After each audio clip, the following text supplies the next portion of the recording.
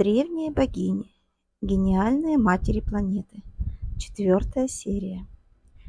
В аккадской мифологии у Иштар наиболее отчетливо проступают функции богини, созидательницы жизни, помощницы при родах.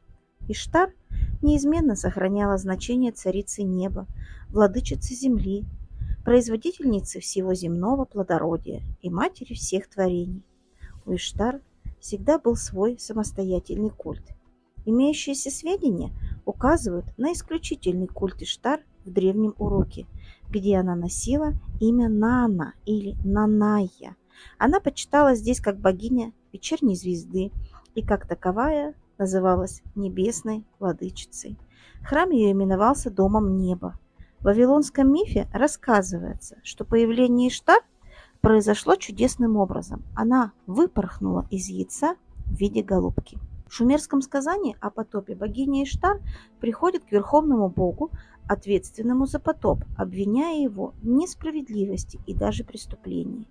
По ее мнению, Бог не имел права истреблять все человечество, если заодно с грешниками погибли бы и невинные, благочестивые люди. Свою речь Иштар заканчивает замечательной фразой: «Каждый грешник сам отвечает за свои грехи». Иштар считалась матерью небожителей и земных существ. Один вавилонский гимн воспевает ее как подательницу небесного света, поднимающуюся над землей и спускающуюся на землю, оплодотворяя ее. Она повелевает пределами неба и земли. В рассказе о всемирном потопе она представлена как матерь всех людей, которая в бесконечной скорби о гибели человечества кричит как роженица и стремится отнять у верховного бога Бела право на участие в жертвоприношении спасенного. Иштар – великий и совершенный свет, освещающий небо и землю. Такой смысл придан ей изображениями на вавилонских печатях и цилиндрах. Наиболее распространенные эпитеты ее – владычица богов, царица царей, а также яростная львица. Иштар – воительница. В иконографии Иштар иногда изображалась со стрелами за спиной.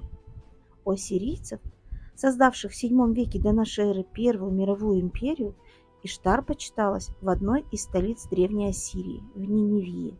На ниневийских барельефах она изображается как владычица богов, имеет суровый, мужественный вид, представляется во главе идущего в поход войска. На одном барельефе она изображена сидящей на леопарде с колчаном, наполненным стрелами и луком в руках. На голове у нее особая корона в виде крепостной башни с зубцами, а выше головы сияет звезда. Солнце, Луна и Венера часто встречаются вместе в качестве эмблем, отличаясь своей величиной от изображенных рядом 7 звезд. У древних хеттов Иштар пользовалась величайшим почетом.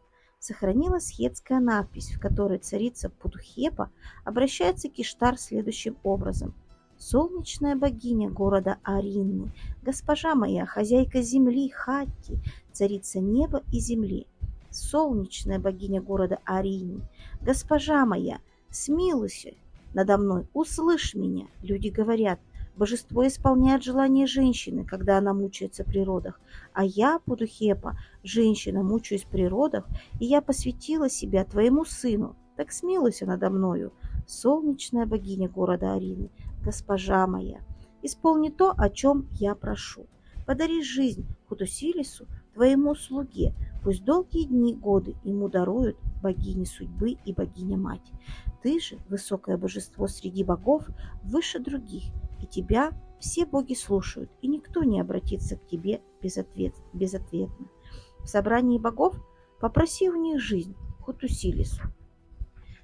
Хорошо известна была богиня Иштар и семитским племенам, которые расселялись между рекой Ефратом и Средиземным морем.